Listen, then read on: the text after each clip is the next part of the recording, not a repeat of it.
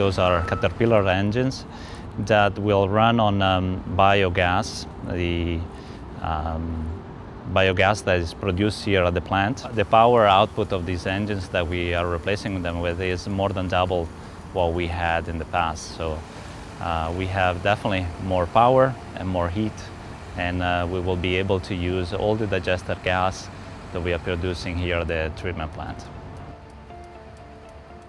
Behind us we have Caterpillar 3520 engines. They're G3520, and they're gearbox, so they actually give us a little bit higher RPM, a little bit more output. So what we would typically see about 1.6 megawatts on these engines, gearbox, they put out 2 megawatts each. And for the Metrovan Annacis Wastewater Treatment Plant, that's going to account for 8 megawatts of power running sewage gas.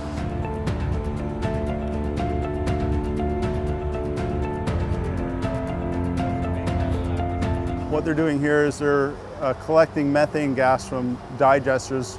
They turn that energy into electric power through burning that methane gas through the engines.